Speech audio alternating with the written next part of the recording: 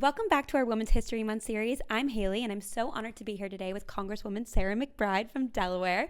Thank you for taking the time to chat with us. It seemed so right to have you be part of this series because you have shattered so many glass ceilings, and you have made history in a lot of rooms that maybe didn't welcome your voice or respect your voice the way that they should. What keeps you so courageous about speaking out, and what do you have to say to young activists watching who are looking at the current political climate and seeing the relentless attacks on women's rights, LGBTQ rights, disability rights, democracy itself, and maybe feeling hesitant to use their voice in spaces that are a little scary? Yeah. Well, first off, welcome to Delaware in the house. It's great to have you here in our office. You know, I got involved in politics at a young age, and it was really rooted in my own experience as a young person, feeling alone and frightened and wondering whether the heart of this country was big enough to love someone like me. And as a young person, I think like a lot of young people to this day, I faced a crisis of hope. And in that crisis of hope, I went searching for solutions. I went searching for examples of our world becoming kinder and more just and more inclusive. And I found a little glimmer of hope as I stumbled across history books about this Capitol building, because I read it and I realized that the through line of every chapter was the story of advocates, activists, and a handful of courageous elected officials working together to right the wrongs of our past and address injustice. And what I have realized in reading those stories and throughout my life is that for any young person who's watching, who wonders whether your voice matters, throughout all of our history, the drivers of change have been young people, have been young voices. And one of the reasons for that is because young people, every time they speak, every time they participate in politics, every time they advocate for their values and their beliefs, they speak with an incredible gravity to their voice. They speak with the gravity of history. And it's not the history of the past, but the history that remains to be written. And people in my job know that young people will be the ones who write the history books of tomorrow. You will get to decide who was right and who was wrong in this moment. And that is an incredible power and gravity to your voice. And you carry that with you in your school day, during your school day. You carry it with you in city halls and state legislatures. You carry it with you when you come and advocate here in the United States Capitol. And I know it's scary right now, and I know folks really wonder whether our politics can still work. But I truly believe that if young people lift their voices and participate and speak from that place of history, we can once again make history together. I have chills. I feel like I need to get a pep talk from you every single day. That was incredible.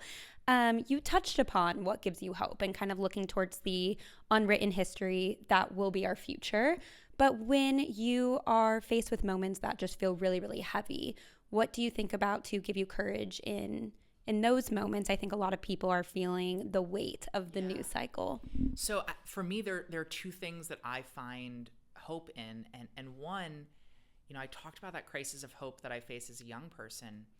But over the last 15 years of my life, as challenging as things are right now in this moment for so many people, I've had the privilege of bearing witness to change that once seemed so impossible to me as a young person that it was almost incomprehensible, not only become possible, but become a reality. The fact that we get to sit here in this space right now did not seem possible to me as a young person. I wouldn't have understood the words if you had said them to me. And so one, I have had the opportunity in my own life to bear witness to historic progress and change. The second is that, you know, I think right now what's so challenging is that it doesn't necessarily feel like if we do what people have always done, that if we volunteer and vote and lift our voices, that change will come. We wonder whether we have the individual or collective ability to meet the scope and the scale of the challenges that we face. And that feels new, because maybe 10 or 15 years ago, it felt like if we simply worked for it, change was inevitable.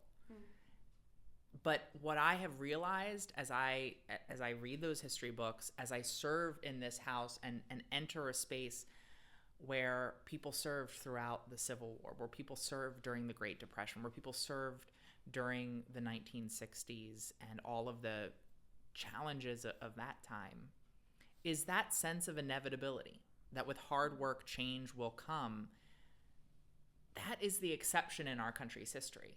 Every previous generation has been required to face seemingly impossible odds, much greater than the ones we face right now.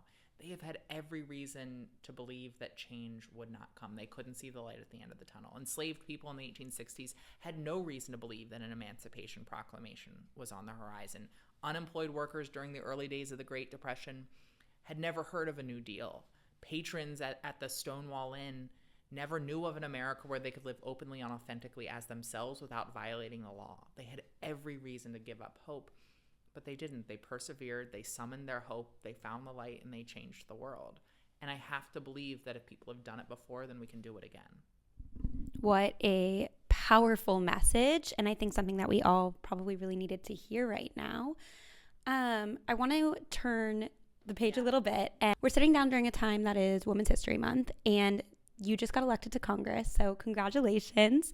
This comes at a time where data from last year shows that we're seeing a decline in number of women saying that they would rerun for office, citing things like security threats, rise in attacks from social media, and it feeling just so overwhelming. It is so important that we continue to give voice and power to women in office. What can people be doing better to support you? And what do you say to women who see this data point and think maybe running for office isn't for me? Yeah, I mean, that fear is real, and the corrosive, toxic nature of our political discourse is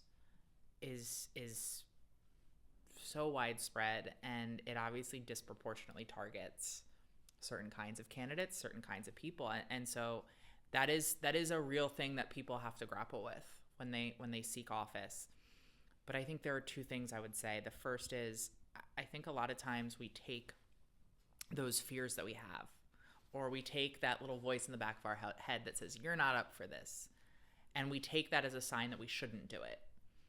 And we look at people who run for office, we look at people who serve, and we go, they are fearless. And they're not. We are not fearless.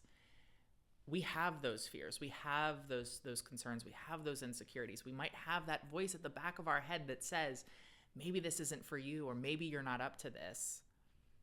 But we've overcome it, right? Bravery is not being fearless. It's having the courage to overcome the fear. Mm-hmm. And I think it's important for everyone to know that the people who do this aren't doing this because they don't have that voice in the back of their head that says you can't do it. They're not doing this because they aren't concerned about their safety, or they aren't concerned with how they will react to negativity on social media. It's not because they have superhuman thick skin. They're doing it in spite of those things. And so don't take it as a sign that you're not up to it, that you can't do it because you might have that fear, or you might have that voice in the back of your head. And at the end of the day, our politics is defined by who makes it up, right? Who participates, who makes up Congress. And if we want a better politics, if we want a politics that appeals to our better angels rather than our basic instincts, we need to step up and run. We need good people to step up and run, because that's the only way we're going to change it. Thank you so much for taking the time during this very busy time for you to sit down and talk with us, to inspire us. Thank you. Thank you so much for coming.